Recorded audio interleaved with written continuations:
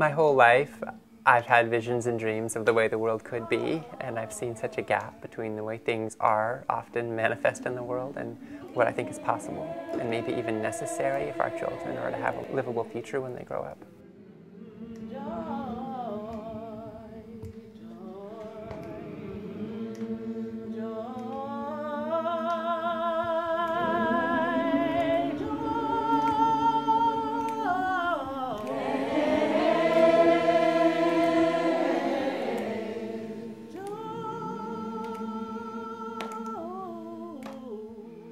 But what I found out, which has been the missing link, is we need to change the history by which we keep fighting. And that's not many people have been able to change that. We fought and won. And you know, you can win a fight. It's a whole different thing when you change the fundamental base of that fight, because it alters it ever being able to happen again.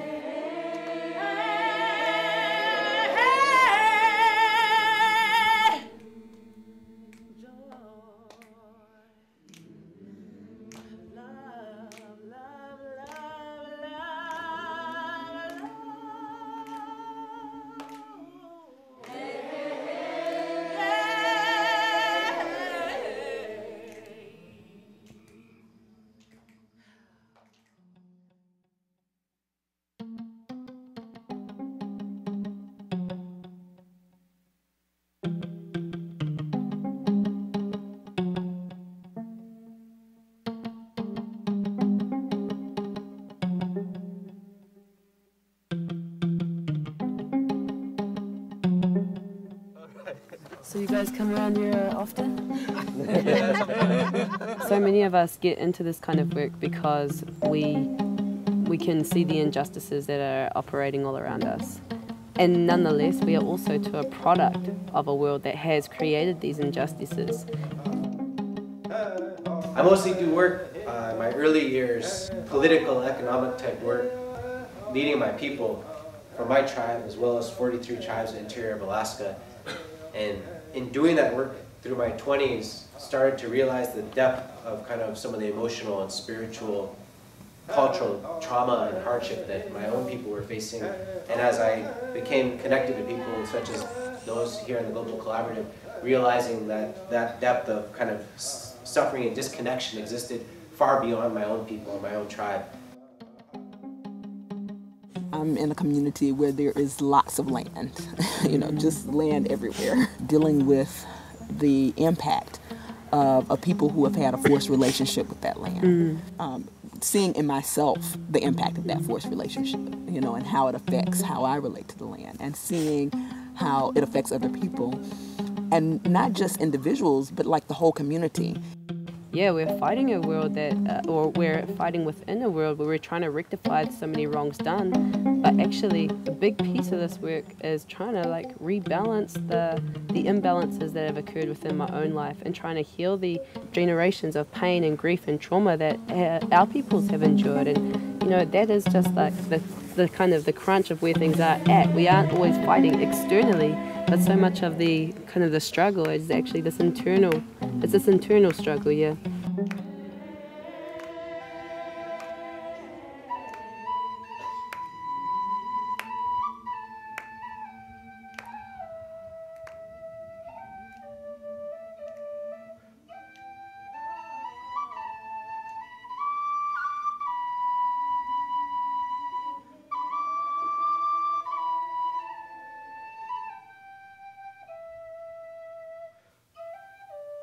There was something inside me that did feel very supported by the whole community here, and the fact that we were together for such a short period of time before I really opened my heart up.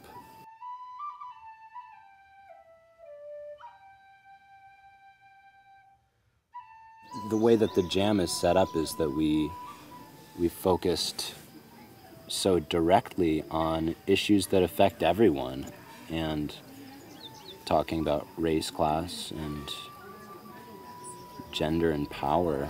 I mean, you can pretty much talk about anything in your life and it's influenced by those things. If your ancestors were forced to come to this country or forced to relocate from where they were living, either temporarily or permanently, or restricted from living in certain areas, take one step back. I don't want to change the game. I'm torn between loving them and truly wanting them to be ahead, but I don't want to get out of my ivory tower to do it. I really don't. Like so that guilt is something to me. That guilt is my soul, my conscience telling me you're living out of alignment with your beliefs.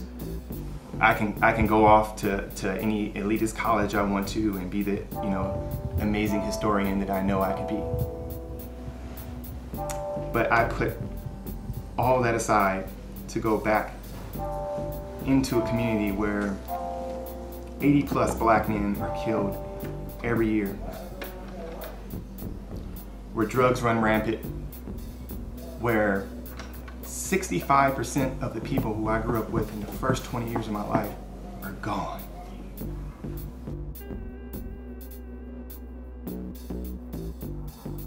The Jam has been a real heart-opening experience for me, and that's one of the major things that happened to me at the Jam, was that through meeting and connecting with people, a lot of different people who, like, just from really different backgrounds and really different ideologies and really different approaches, people I would normally be very judgmental of and easily dismiss and not connect with. In the Jam, I felt a deep kinship and connection with a lot of them.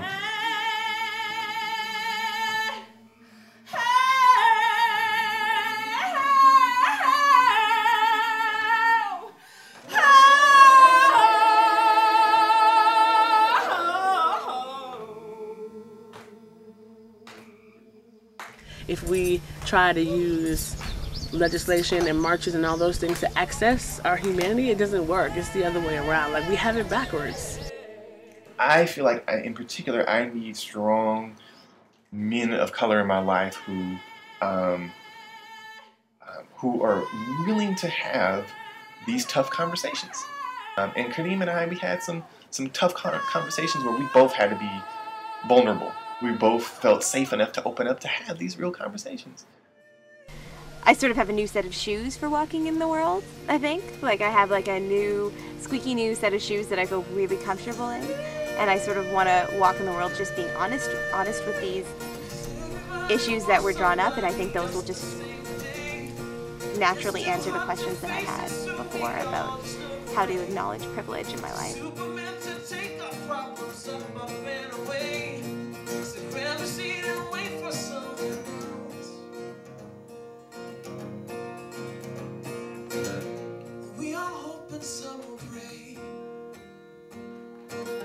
Everything is copacetic. Since the Jam, I've collaborated on some work with Jason, particularly when we had, the moment around him helping me live in more integrity with my wealth. I think it was important for us to just keep it without any material exchange between us. It was about two brothers, two men. I've spoken with him, and I'm hopefully moving to Oakland soon, where I hope to, build and foster a lifelong relationship with Jason.